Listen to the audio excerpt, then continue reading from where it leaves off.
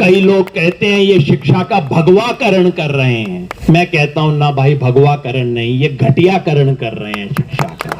Third rate लोगों को शिक्षा में लाया जा रहा है। ऐसे लोग जो कहीं कॉलेज में पढ़ाने लायक नहीं है, उनको यूनिवर्सिटीज के वाइस चांसलर बनाया जा रहा है, बड़ी बड़ी देश की यूनिवर्सिटियों के वाइस चांसलर बनाया जा रहा है। सचमुच ईमानदारी से बताता हूं, शिक्षा को मैं भी जानता हूं, खुद यूजीसी में रहा हूं। इन लोगों को किसी कॉलेज में अध्यापक होने की नौकरी नहीं मिलनी चाहिए, जिनको देश की बड़ी बड़ी यूनिवर्सिटीज का वाइस चांसलर आज बना के रखा हुआ है। ये इस देश की शिक्षा व्यवस्था को तबाह करने की नीयत है। और जब शिक्षा व्यवस्था तबाह होती है तो क्या होता है?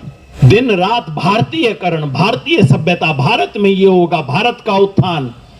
सबके बच्चे विदेश में पढ़ते हैं। क्यों? क्योंकि इन्होंने इस देश की यूनिवर्सिटीज को पढ़ने लायक छोड़ा नहीं, और इन्हें पता है, इसलिए अपने बच्चों को बाहर ले जाते हैं। आपके मेरे बच्चे सड़े यहां पे, यहीं पे रहें और किसी भी नौकरी के काम लायक न बचें, ये व्यवस्था है। ये सबसे बड़ा लीक है इस शिक्षा व्यवस्था का। और मैं समझता हूं ये जो आंदोलन आपने शुरू किया है, ये इस बड़ी लीक का सवाल उठाएगा। और आपको आज से 15 साल पहले भी जब यहां आंदोलन हुआ था, मैं जानता हूं उसके बारे में बहुत समीक्षा हुई है, बहुत लोगों को मन में उसके सपने भी आते हैं, कई लोगों को उसका भूत भी नाचता है। तब भी मैंने कहा था, मैं आज भी कहता हूं, क्योंकि लोग अक्सर मेरे को कहते हैं, अरे आप तब आए थे, तब ये हुआ, तब वो हुआ, ये गड़बड़ हुई, वो गड़बड़ हुई। मैं एक बात कहता हूं, जब भी लोकतंत्र में जनता किसी सही मुद्दे को लेके खड़ी हो, आपको सत्ता के साथ नहीं, जनता के साथ खड़ा होना चाहिए। ये उसूल 15 साल पहले भी था, यही उसूल आज भी है। आज इस देश में हर तरह की आवाज को बंद करने की कोशिश हो रही है। इस सरकार का सपना है कि ये विपक्षहीन कर देंगे इस देश को। आपके साथ भी यही खेल खेलेंगे। आपके साथ शुरू में नरमी बरती, हो सकता है आपको अच्छा लग गया हो, लेकिन बाहर वालों को बहुत अच्छा लग रहा था कि नहीं नहीं, इनके साथ तो बड़ी नरम है सरकार। मैंने कहा कोई बात नहीं, थोड़ा दिन हो लेने दो, इनको भी समझ आ जाएगा, दुनिया को भी समझ आ जाएगा कि जो सचमुच विरोध के लिए खड़ा रहेगा, खड़ा होगा, अड़ा होगा, लड़ेगा, उसके साथ सरकार क्या बर्ताव करेगी, आने वाले दिनों में सबको पता लग जाएगा। तो सरकार चाहती है कि विपक्ष ना रहे। बाकी राजनीतिक बातें मैं नहीं करना चाहता। आप सब देख रहे हैं क्या हुआ। तृणमूल कांग्रेस से सागरिका जी हैं, इनकी पार्टी के साथ क्या क्या खेल हुआ है पूरा देश जानता है, क्या कुछ रोज खेल हो रहा है।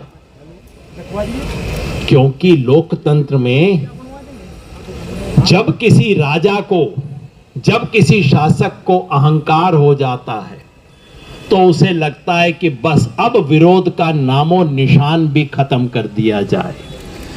आज इस देश में विपक्ष को खत्म करने की साजिश चल रही है। वो कहते हैं कांग्रेस विहीन भारत, नहीं, कांग्रेस विहीन नहीं, ये विपक्ष विहीन भारत बनाना चाहते हैं। मगर एक आपको बात बता दूं, आप में से कई मेरी उम्र के भी हैं, सफेद बाल वाले भी मेरे को कई दिख रहे हैं। आपने इमरजेंसी भी देखी होगी, मैंने देखी थी। एक सबक याद रखिए, वैसे इमरजेंसी का बड़ा जोर शोर से श्राद्ध करते हैं ताकि आज जो हत्या कर रहे हैं वो आपकी निगाह में ना आए। इमरजेंसी का श्राद्ध करो बड़ा बड़ा, ये सब चलता रहता है। लेकिन एक सबक याद रखिए, जब भी कम से कम इस देश की मिट्टी में कुछ है, बाकी देशों का मैं नहीं जानता, इस देश की मिट्टी में कुछ है, अगर शासक इस देश को विपक्ष विहीन बनाना चाहता है, विपक्षी पार्टियों को जेल में डालना चाहता है, उन्हें तोड़ना चाहता है, उन्हें खत्म करना चाहता है, तो ये देश विपक्ष विहीन नहीं होता। क्योंकि पार्टियों को आप तोड़ सकते हैं, पब्लिक विपक्ष बन जाती है उस दिन। ये मैंने अपनी आंखों से देखा है दोस्तों। पब्लिक विपक्ष बन जाती है जब पार्टियों को तोड़ने की कोशिश की जाती है। आज फिर ये देश उसी मोड़ पे खड़ा है। आज फिर वही स्थिति है, शासक का अहंकार उसी चरम सीमा पे है, उससे पार है। आज वो स्थिति है जहां इस देश की तमाम पार्टियों को तोड़ने की, लोकतंत्र की हर आवाज खत्म करने की कोशिश हो रही है। और मुझे यकीन है कि ऐसे में इस देश की जनता विपक्ष के रूप में खड़ी होगी और उसकी शुरुआत यहां से हुई है। मेरी उम्मीद है कि तमाम विपक्षी पार्टियां यहां आएंगी और इस देश का विपक्ष विपक्षी पार्टियों से भी बहुत बड़ा है। तमाम जन संगठन, किसान संगठन, मजदूर संगठन, तमाम संगठन यहां आएंगे और इस आवाज को ऊंचा उठाएंगे। तमाम परिवारों की मांग नहीं है, वो भारत के भविष्य की मांग है इस देश की सरकार से। आप अपने आप को पार्टी कहते हो, मैं आपको पार्टी नहीं मानता, मैं आपको पब्लिक मानता हूं। ये पब्लिक का मंच है और पब्लिक के मंच पे राजनीतिक कार्यकर्ता और राजनेता बहुत ज्यादा दिखाई दें, ये मुझे अच्छा नहीं लगता। तो इसलिए मेरे मन में संकोच था, भाई ये आपका मंच है, मेरे जैसे लोग बहुत ज्यादा दिखाई देंगे तो पब्लिक समझेगी ये राजनीतिक कार्यकर्ताओं का मंच है, केवल राजनीति करने वालों का मंच है। मैं नहीं चाहता आपका मंच ऐसा बने और आज भी मैं आपसे अनुरोध करूंगा, आपने अपने दरवाजे खोले हैं पार्टियों के लिए, बहुत अच्छा किया और बहुत जरूरी था ये, लेकिन मंच आपका रहे, मंच किसी और का ना बने, ये बेहद जरूरी है। तो इस संकोच के कारण मैं कई दिन से नहीं आया, तो माफी चाहता हूं मैं उसके लिए। धन्यवाद इसलिए देना चाहता हूं कि मुझे याद है आज से 15 साल पहले भी मैं इसी मंच से बोला था। तब भ्रष्टाचार के विरुद्ध आंदोलन था, एक और तरह के भ्रष्टाचार के विरुद्ध। तब भी लगभग इतने ही लोग थे, ना इससे ज्यादा ना इससे कम, लेकिन एक फर्क था, तब जंतर मंतर बड़ा हुआ करता था, आज जंतर मंतर छोटा हो गया है। सिर्फ जंतर मंतर छोटा नहीं हुआ, पहले ये जो आपको पीले बैरिकेड दिख रहे हैं सब नहीं हुआ करते थे, दूर वहां एक्चुअल जंतर मंतर तक हम जा सकते थे। इधर भी, यहां नहीं, केरला हाउस और उसके आगे भी रहते थे हम। जंतर मंतर का छोटा होने का मतलब सिर्फ एक जगह का छोटा होना नहीं है, ये लोकतंत्र इस देश का छोटा हो रहा है। इस देश में आवाज उठाने की जगह छोटी होती जा रही हैं, हर शहर में हो रही हैं। आवाज उठाने की जगह छोटी होती जा रही हैं। विरोध तब भी था, पुलिस तब भी तंग किया करती थी, लेकिन ऐसा नहीं होता था कि आप लोगों को जंतर मंतर आने का कॉल दें और जो लोग कल आने वाले हैं उनको शाम को उनके घर पे जाके पकड़ लिया जाए। ऐसा नहीं होता था आज से 15 साल पहले, जो अब आपके साथ हुआ है। तो यहां मैं आपको धन्यवाद देने आया हूं कि आपने दोबारा जंतर मंतर को बढ़ाने की इस मुहिम को शुरू किया है। इस मंच का धन्यवाद करना चाहता हूं।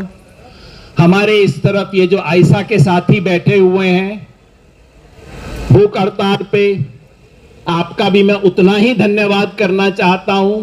आपने भी इस जंतर मंतर को बड़ा करने का बड़ा काम किया है और जिस जिस संगठन ने इस देश में सड़क पे उतर के, चाहे वो एनएसयूआई हो, यूथ कांग्रेस हो, तमाम दूसरे और संगठन हो, आयशा ने भी ये कई जगह पे किया है, जिस देश के जिस संगठन ने सड़क पे उतर के इस सवाल को उठाया है, मैं उन सब का धन्यवाद करना चाहता हूं। धन्यवाद इसलिए कि लोकतंत्र में सड़क और संसद का रिश्ता है। लोकतंत्र सिर्फ संसद से नहीं चलता। डॉक्टर राम मनोहर लोहिया ने कहा था, इसलिए दोहरा दूं क्योंकि उनकी बात प्रधानमंत्री भी कभी कभी बोल देते हैं। डॉक्टर राम मनोहर लोहिया ने कहा था कि जब सड़कें सूनी हो जाती हैं तो संसद आवारा हो जाती है। सड़क और संसद का रिश्ता है। अगर संसद को उत्तरदायी बना के रखना है तो सड़कों को जिंदा करके रखना होगा। मैं धन्यवाद करना चाहता हूं आप सबका कि आपने सड़क को जिंदा रखने की इस मुहिम को आगे बढ़ाया। धन्यवाद मैं सोनम वांगचुक जी का भी करना चाहता हूं। मैं अभिजीत भाई को तो नहीं जानता, लेकिन सोनम भाई को पहले से जानता रहा हूं और एक बात जानता हूं, यह आदमी किसी दूसरी मिट्टी का बना हुआ है। ये लद्दाख वाली मिट्टी थोड़ा दिल्ली में आनी चाहिए भाई, थोड़ा अगली बार आप 1-2 किलो ले भी आना मिट्टी। यह आदमी -20 डिग्री में भी कर सकता है 20 दिन का अनशन। और सच कहूं, अगर शिक्षा के सवाल पर किसी को बोलने का हक है इस देश में, तो उसे नहीं जो परीक्षा पे चर्चा किया करता है, उसे शिक्षा का कुछ नहीं पता। सोनम वांगचुक को पता है कि शिक्षा क्या है। हक है इस आदमी को शिक्षा पे बोलने का।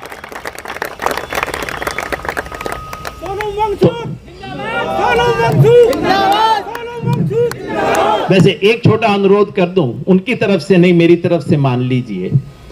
मैंने सीखा था अपने जवानी के दिनों में कि किसी जिंदा आदमी का नारा नहीं लगाना चाहिए।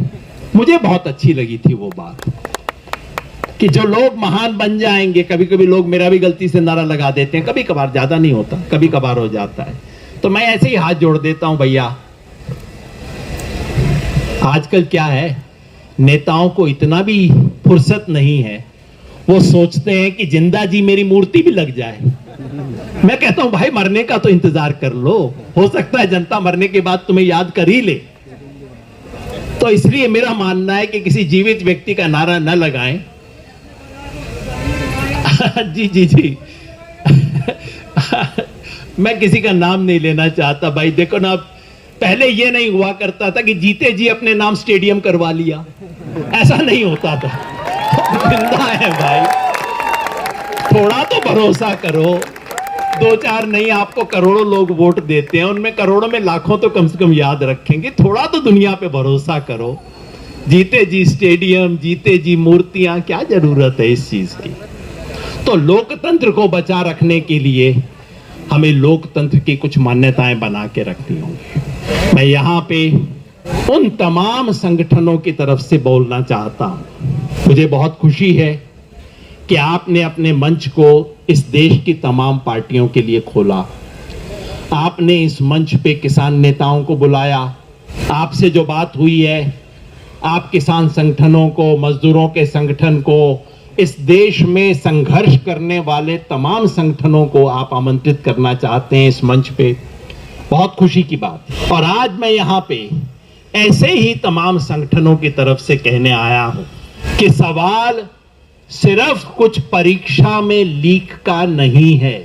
परीक्षा का लीक होना तो इस पूरी व्यवस्था के लीक होने का एक प्रमाण है, छोटा सा। ये सारा सिस्टम लीक करता है। शिक्षा व्यवस्था को पूरी तरह से पैसे वालों के हाथ में दे दिया गया है। पहले भी था, मैं नहीं कहता हूं ये बीमारी आज शुरू हुई है, लेकिन पिछले 10-12 साल में जिस तरह से इस देश की पूरी शिक्षा व्यवस्था का कमर्शियलाइजेशन हुआ है, सारी शिक्षा व्यवस्था को पैसे वालों के हाथ में सौंप दिया गया है। सारी शिक्षा व्यवस्था, जिसके बाप के पास जेब में पैसा है, वो अपने बच्चे के लिए जो डिग्री खरीदना चाहता है वो खरीद सकता है, उसमें बदल दिया गया है। यह आंदोलन सिर्फ उस छोटी लीक के बारे में नहीं है, वो बड़ी लीक के बारे में है जो पूरी व्यवस्था की लीक है। इस शिक्षा व्यवस्था में खुल के अब नियम बन गया है कि नौकरी उसी को मिलेगी जो चड्डी वाला हो। दिमाग से कोई मतलब नहीं, डिग्री से कोई मतलब नहीं, पढ़ाने की क्षमता से कोई मतलब नहीं। विद्यार्थियों और शिक्षा के प्रति ओरिएंटेशन से कोई मतलब नहीं, बस चड्डी पहनते हो या नहीं, इसी से मतलब है, और कुछ नहीं है। कई लोग कहते हैं ये शिक्षा का भगवाकरण कर रहे हैं। मैं कहता हूं ना भाई, भगवाकरण नहीं, ये घटियाकरण कर रहे हैं शिक्षा का। थर्ड रेट लोगों को शिक्षा में लाया जा रहा है। ऐसे लोग जो कहीं कॉलेज में पढ़ाने लायक नहीं है, उनको यूनिवर्सिटीज के वाइस चांसलर बनाया जा रहा है, बड़ी बड़ी देश की यूनिवर्सिटियों के वाइस चांसलर बनाया जा रहा है। सचमुच ईमानदारी से बताता हूं, शिक्षा को मैं भी जानता हूं, खुद यूजीसी में रहा हूं। इन लोगों को किसी कॉलेज में अध्यापक होने की नौकरी नहीं मिलनी चाहिए, जिनको देश की बड़ी बड़ी यूनिवर्सिटीज का वाइस चांसलर आज बना के रखा हुआ है। ये इस देश की शिक्षा व्यवस्था को तबाह करने की नीयत है। और जब शिक्षा व्यवस्था तबाह होती है तो क्या होता है? बड़े बाप का बेटा विदेश में जाके बड़ी डिग्री लेके और आपके सर के ऊपर आके बैठता है। तो आप सबको बहुत बहुत धन्यवाद, माफी, समर्थन, और मिलके जब बोलेंगे जय हिंद, जय हिंद, जय हिंद, जय हिंद, जय हिंद, धन्यवाद।